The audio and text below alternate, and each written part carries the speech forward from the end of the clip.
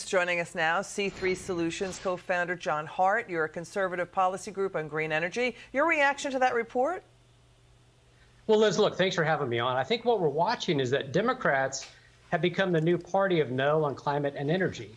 And they're taking an extreme and anti-science position that's out of step with not just the country, but their own base. See, our organization released a poll this summer. We found that 71% of Democrats actually support an all of the above energy strategy. Now, all of the above means we embrace all forms of energy, fossil fuels, oil and gas, renewable forms of energy as well. Okay.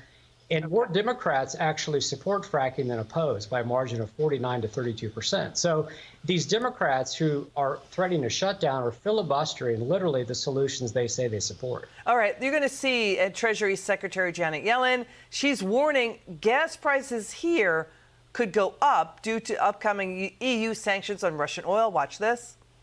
This winter, the European Union will cease, for the most part, buying Russian oil. And in addition, they will ban the provision of services that enable Russia to ship oil by tanker. And it is possible that that could cause a spike in oil prices. So that means the White House energy policy is front and center again. You don't hamstring U.S. energy, critics say, at a time when we're having less supply. We also have this. Reports that John Kerry flew on a jet to England, adding to air pollution, critics say, to complain about climate change. Reports coming in since he was appointed climate czar, he's flown over 180,000 miles.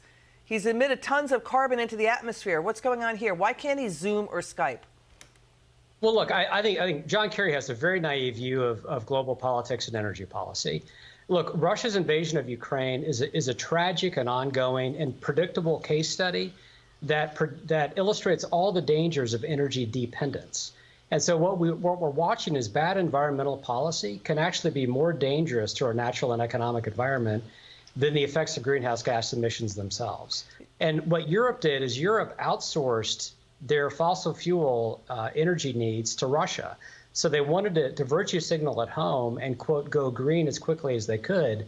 But it was a shell game. They didn't tell their own population that they were just outsourcing those emissions to Russia, which burns natural gas dirtier than American natural gas. Yeah, and so then you have this logic, though.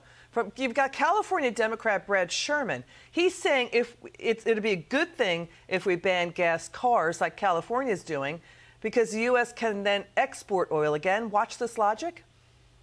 The recent announcement is that after in roughly a decade, we will not be selling gasoline-powered vehicles.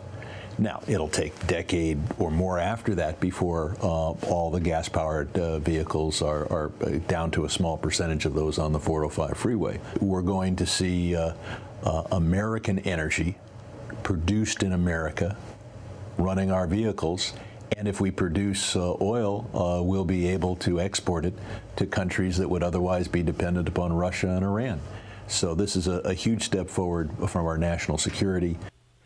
What is he talking about? The U.S. already was a net exporter of oil 4 years ago, by December 2018. It was the biggest oil producer in the world until oil pros say the White House undercut that. So what is he talking about?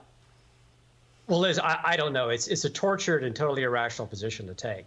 And look, I think it's really important for conservatives and Republicans to define what we're for, because what the Democrats are talking about, again, the Green New Deal and these ideas of really putting American workers last and dictators first, it's incredibly dangerous and bad for the planet. It's bad for national security. What President Reagan understood and figured out long before Al Gore started to talk about this is that economic freedom is the answer. We've studied this thoroughly. Free economies are twice as clean as less free economies. When the Berlin Wall fell, the line of demarcation between the East and the West wasn't just the wall.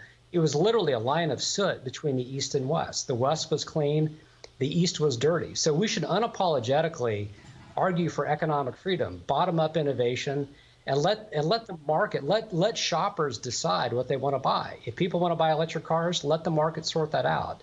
But these top-down government command and control mandates, they don't work. Interesting. John Hart, great to see you. John Hart of C3 Solutions. Come back soon.